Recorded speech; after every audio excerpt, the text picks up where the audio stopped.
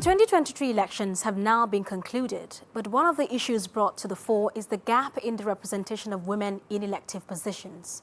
There are ongoing efforts to bridge this gap, but it seems that keeps widening.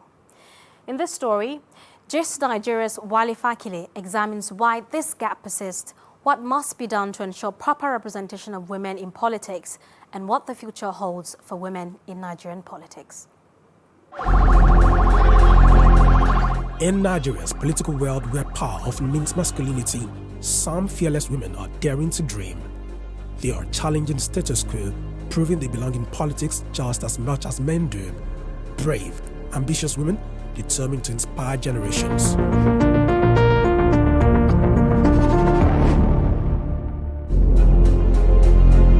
With a population of more than 200 million people, Nigeria is Africa's most populous country.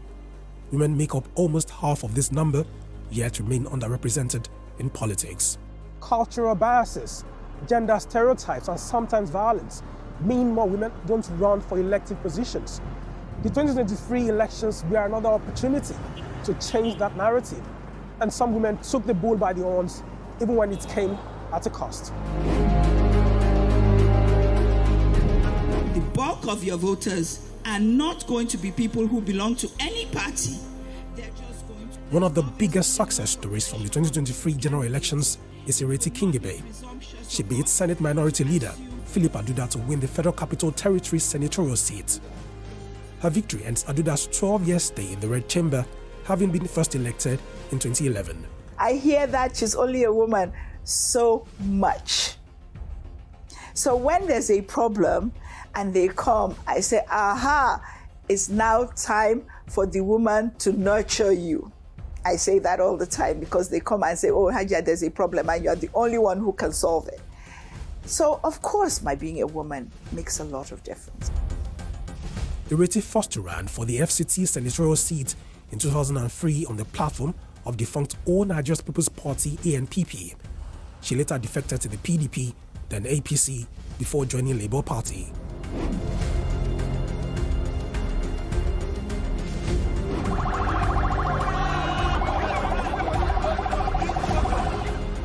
Another woman whose campaign made waves during the National Assembly elections is Natasha.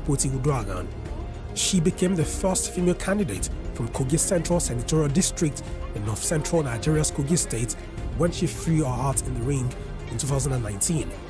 The BBC spoke to her shortly before the elections. Most people will tell me dangerous. No, it is dangerous, but overall, because I'm actually convinced on the need for better, let's say, raising the standard of leadership and having more women, so that makes the journey worthwhile. As a people, as a community. Although she lost at the polls, she vows to fight for a mandate at the Elections Petitions Tribunal. Gist Nigeria followed up for an interview, but she declined, saying the election left her extremely traumatized. Stories like Natasha's highlight how much of a huge toll running for elective positions exerts on candidates in Nigeria. That pressure becomes amplified for female politicians.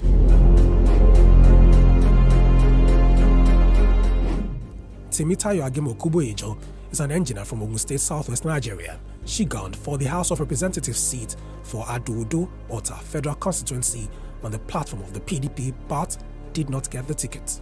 I get questions like, oh, so where are your children?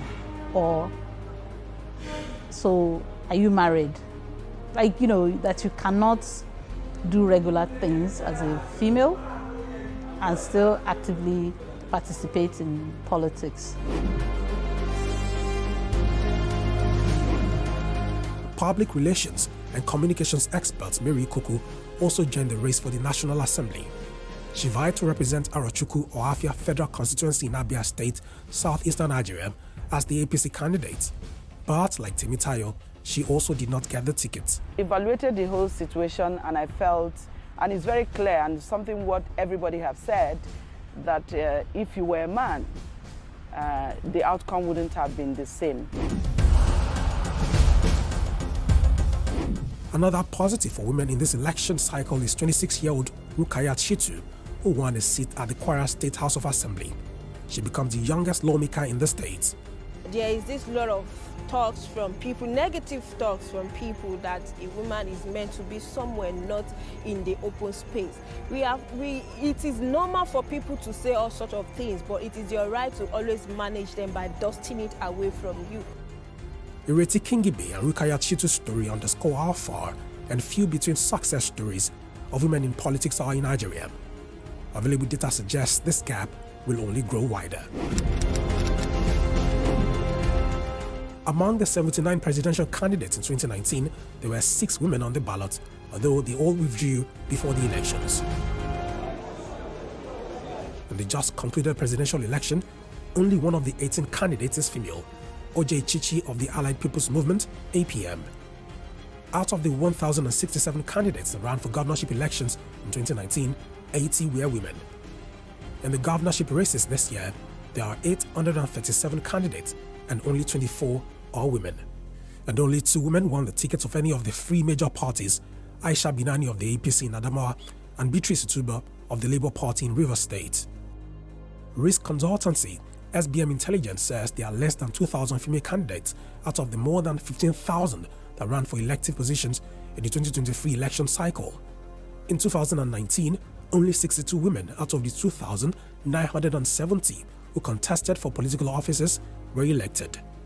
Experts paint a grim picture. From the records so far from the national election results, just 3 women won seats in the Senate, as against about 8 women in the outgoing Senate, and then 14 women in the House of Representatives who will be leaving. Out of those 14 women, just about 7 of them won their seats, and then about 7 others, making 14 women, that will be going into the next House of Representatives. This is very sad. Those in favor of the amendment say aye. Against say nay. Nay! The nays have it. In March 2022, the Senate and House of Representatives threw out 5 proposals meant to give women more concessions in politics. 3 of those bills were recalled for consideration, but nothing has been heard from the legislators since then. Some people are against quota. They always say, no, don't give women 30% quota. Don't give them 50% quota. Let them work for it. People feel like, oh, if you give people something on a platter of gold, they won't take it seriously. But guess what? Quotas have worked in other parts of the world. That's the reason why we have 60% representation in Rwanda. If you give people a quota, then they have a benchmark that they have to meet, and they're able to measure their progress. Now, if we say we want 35% of women or 40% of women, and year on year we don't see the progress, then there should be sanctions too as well. There should be consequences, because most times if you make recommendations and there are no consequences, then you end up seeing that nothing changes at the end of the day. Women in Nigeria, especially those in politics, have so much to contend with. While some have shattered the glass ceiling during these elections, gender experts say there is still a lot of work to do to strike a balance. Wale Fakile, Gist Nigeria.